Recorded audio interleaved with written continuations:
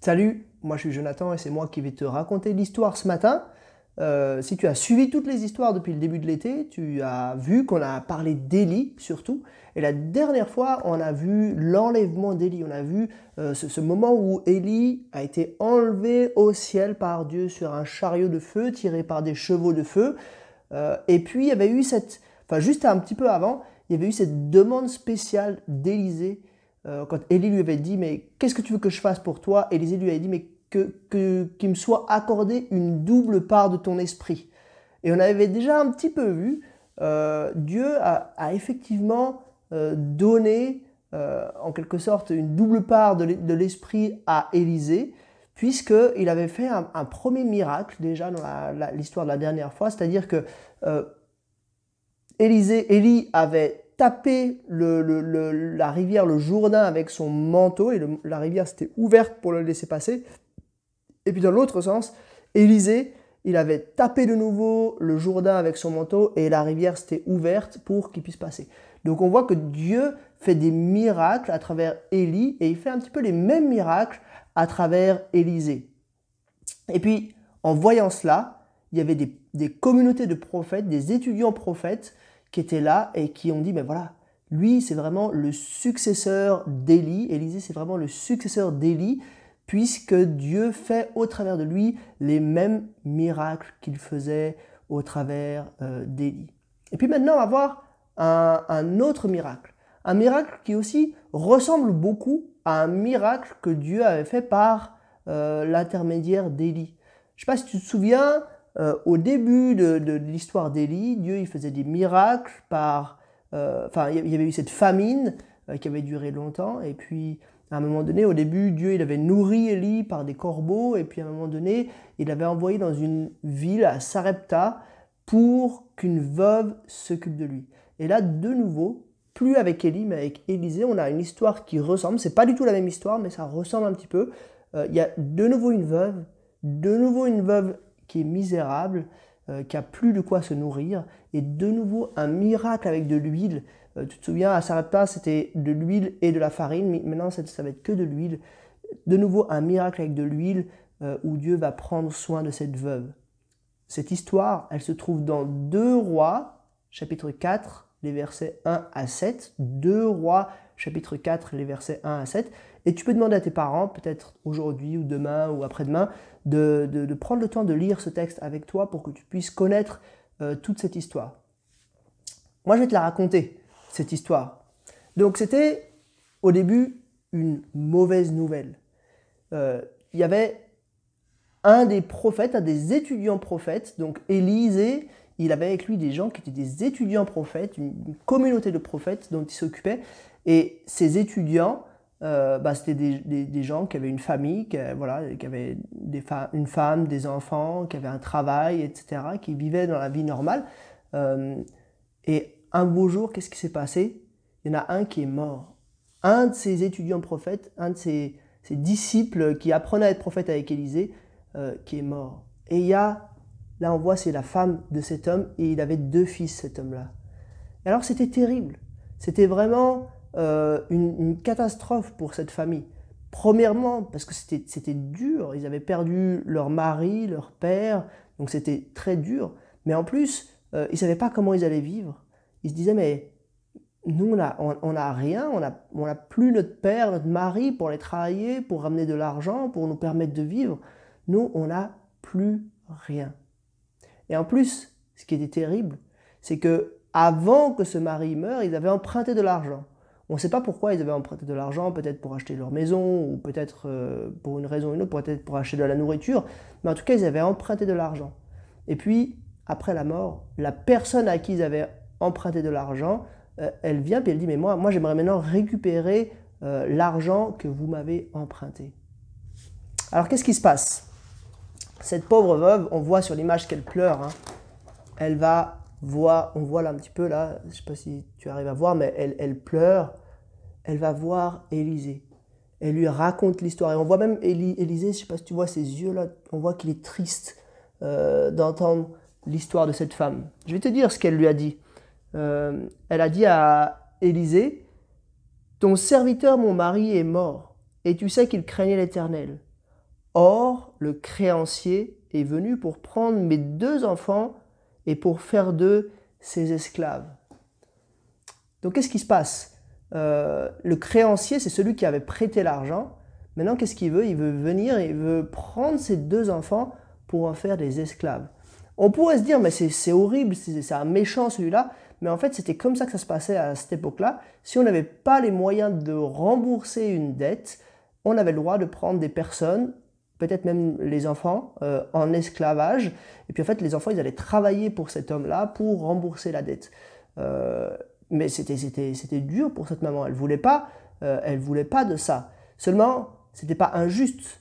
C'était normalement ce qui aurait dû se passer. Mais Élisée, il est touché par l'histoire de cette femme. Et qu'est-ce qu'il va lui dire? Il va lui dire quelque chose de très surprenant. C'est illustré par cette image-là et j'aimerais te lire. C'est un passage qui est un petit peu long, mais je vais te le lire en entier, comme ça tu sauras ce qui se passe. Donc Élisée, il a dit, que puis-je faire pour toi? Dis-moi, qu'as-tu chez toi? Et cette veuve, elle répond, ta servante n'a rien du tout chez elle, mis à part un pot d'huile.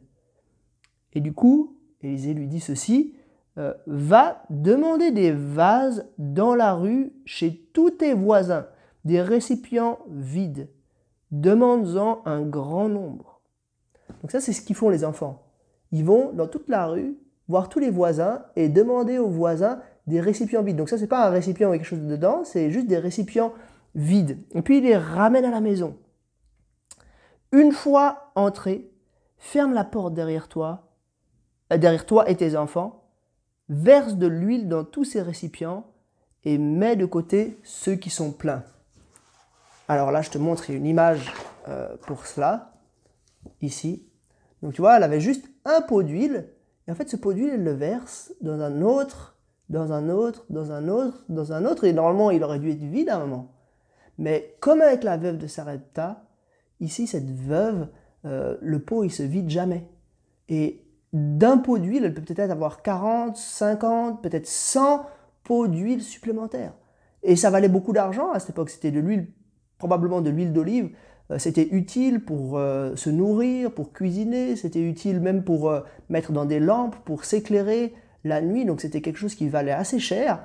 Et du coup, elle se retrouve tout d'un coup avec une grande quantité d'huile. C'est vraiment un miracle que Dieu a fait pour s'occuper de cette veuve. Et alors tout d'un coup, la veuve, elle retourne voir Élisée. Et on voit là, hein, elle est vraiment différente. Là, elle a le sourire, elle est heureuse. Et même Élisée, on voit qu'il a un petit sourire là. Elle est heureuse, elle dit, mais oui, ça s'est passé. J'ai une grande quantité d'huile qui m'a été accordée. Puis elle va le voir, puis elle lui demande, mais qu'est-ce que je peux faire avec tout ça? Puis Élisée lui répond ceci, va vendre l'huile et paie ta dette. Tu vivras avec tes fils de ce qui restera. Donc, une fois qu'il n'y avait plus de pots, une fois que tous les pots étaient vides, Dieu a arrêté le miracle. Il n'y a plus eu d'huile qui a continué à couler.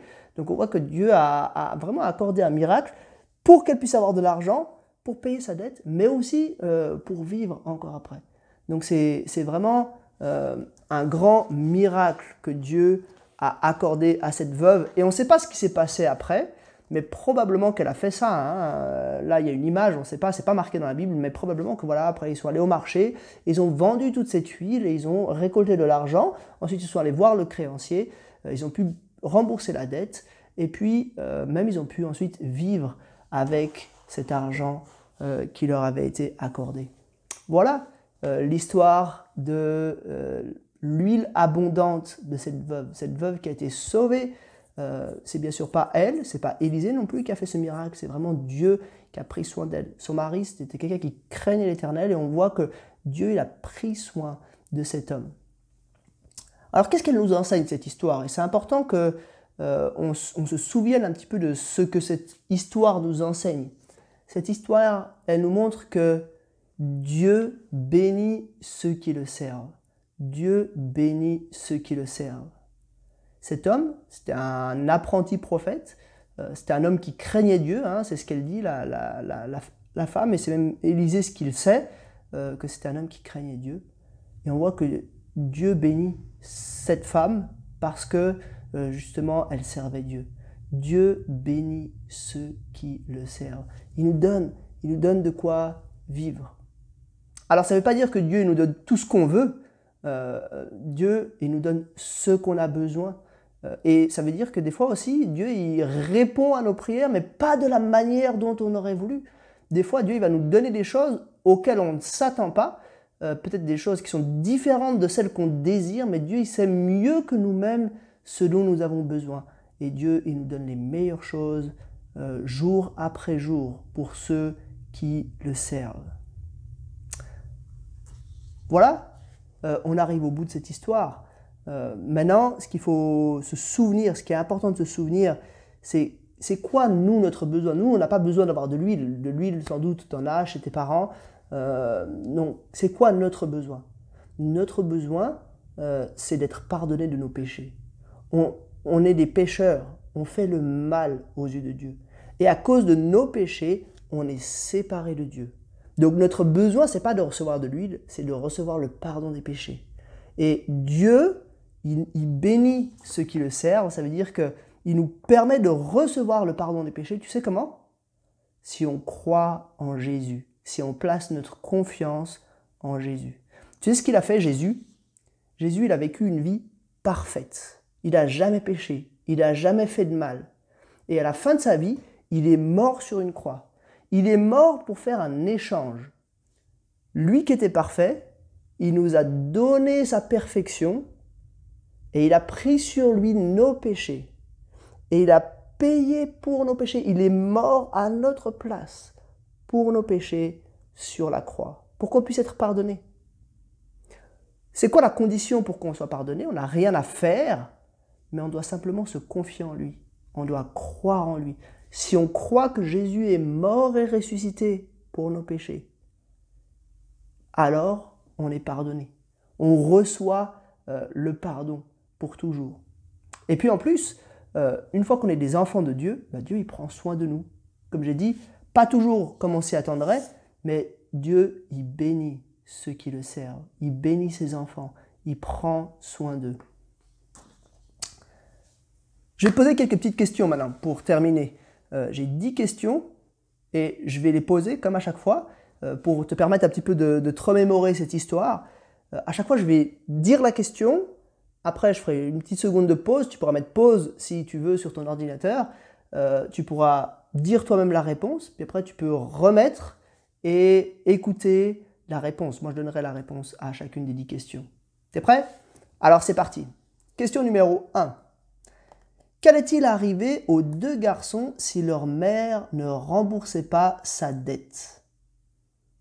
Réponse. L'homme à qui elle devait l'argent allait les prendre comme esclaves. C'était terrible, mais c'était juste. Normalement, c'est ce qui devait se passer. Mais c'était quand même terrible pour cette maman. Question numéro 2. Que leur restait-il à la maison? Réponse. Un flacon ou un pot d'huile. Juste un. Pas grand-chose. Pas de quoi survivre très longtemps. Peut-être elle aurait pu vendre ça et puis juste survivre une semaine de plus. Mais ça ne suffisait pas pour rembourser sa dette. Question numéro 3. Quel est le plus grand besoin de ceux qui ne sont pas encore devenus des enfants de Dieu? Réponse, je l'ai dit tout à l'heure, c'est recevoir le pardon de leurs fautes, de leurs péchés, pour pouvoir vivre dans la famille de Dieu. On était séparés de Dieu et on peut vivre dans la famille de Dieu, on peut vivre en relation avec Dieu à partir du moment où on a reçu le pardon de nos péchés. Question numéro 4. Qu'est-ce que Dieu a fait pour que nos péchés puissent être pardonnés? Réponse, il a envoyé Jésus mourir à notre place. Ensuite, Jésus est revenu à la vie, il est ressuscité. Question numéro 5. Qu'est-ce qu'Élisée a dit à la femme de faire? Réponse. D'emprunter des récipients aux voisins et de les remplir d'huile. Les voisins ils ont dû se dire, mais c'est bizarre, pourquoi ils viennent chercher tous nos pots vides Ils n'ont pas compris. Et après, ils devaient être tellement surpris de voir que tout leur pot avait été rempli par cette femme. Question numéro 6. Que s'est-il passé quand la femme a versé de l'huile dans ses pots? Réponse. Dieu a permis qu'il y ait assez d'huile pour remplir tous les récipients. On voit que Dieu il fait des grands miracles. Il l'a fait avec la veuve de Sarepta, il l'a fait avec cette veuve-ci. Et on voit que Dieu est le créateur de toutes choses. Si Dieu dit qu'il y ait 1000 litres d'huile qui se créent, eh c'est possible, parce que c'est lui qui de toute façon crée toutes choses. Question numéro 7. Qu'a-t-elle pu faire avec toute cette huile? Réponse. Rembourser sa dette, puis il lui restait de l'argent pour nourrir sa famille. Question numéro 8. Donne-moi 2 exemples de problèmes que les enfants peuvent avoir. Essaye de réfléchir pour toi-même. Il n'y a pas forcément une bonne réponse ici, mais essaye de réfléchir pour toi-même aux problèmes que tu as dans ta vie. Je ne sais pas, problèmes avec tes copains à l'école, ou des peurs que tu as, peur peut-être, je sais pas, des araignées, ou la peur du noir, ou autre chose. Des choses qui te font peur, des choses que tu préfères éviter. Et puis ensuite, question numéro 9. Quand tu as un problème, que devrais-tu faire en premier? D'après cela, Dieu bénit ceux qui le servent. Qu'est-ce qu'on devrait faire quand on a un problème? La première chose qu'on devrait faire, c'est on devrait le dire à Dieu. On devrait écouter ce que lui il a à nous dire. On devrait prier pour lui dire, écoute, moi j'ai ce problème-là, je ne sais pas quoi faire. On devrait écouter ce que lui a à nous dire. Et comment on écoute Dieu? Il y a plusieurs choses, mais une des choses qu'on peut faire, c'est qu'on peut lire la Bible. On peut lire la Bible et Dieu nous parle par la Bible. Parfois aussi, ça peut être tes parents qui te donnent un bon conseil qui est basé sur la Bible, mais que tu ne vas pas lire directement dans la Bible, mais tu peux demander de bons conseils basés sur la Bible à tes parents. Et puis finalement, question numéro 10. Si Dieu connaît tes besoins, pourquoi est-il nécessaire que tu lui en parles?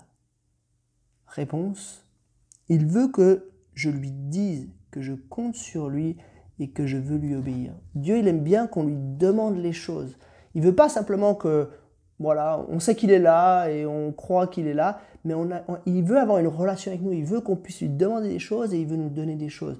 Donc il veut qu'on ait ce temps dans la prière, dans la lecture de la Bible, pour avoir cette relation avec lui. Voilà, pour terminer, j'aimerais te laisser un verset de la Bible. Ce verset, c'est Proverbe 3, verset 5. Il est dit, « Mets ta confiance en l'Éternel de tout ton cœur et ne te repose pas sur ta propre intelligence. » Qu'est-ce que ça veut dire, ce verset? Mets ta confiance en l'Éternel de tout ton cœur. Ça veut dire, vraiment, mets toute ta confiance en lui. Je ne sais pas sur quoi tu mets ta confiance. Est-ce que tu mets ta confiance sur ta force, sur ton intelligence, sur tes amis, sur tes parents? Mais en fait, toutes ces choses-là, elles peuvent, à un moment donné, ne pas suffire face au problème. Donc, mets ta confiance en l'Éternel de tout ton cœur. Tu as vu, il y a un cœur là, et c'est marqué dedans 100%. Ça veut dire tout ton cœur, que tu puisses lui faire confiance. Et ne te repose pas sur ta propre intelligence. Ce n'est pas nous qui pouvons résoudre les problèmes. Il n'y a que Dieu qui peut résoudre les problèmes. Nous, dans notre famille, quand on a peur de quelque chose, on a l'habitude de prier. On demande à Dieu de nous aider à avoir confiance en lui. Parce que lui seul peut nous délivrer de nos soucis, de nos problèmes. Lui seul peut gérer toutes ces choses que nous-mêmes, on n'arrive pas à gérer. Voilà cette histoire d'Élisée et de la veuve qui a de l'huile abondante.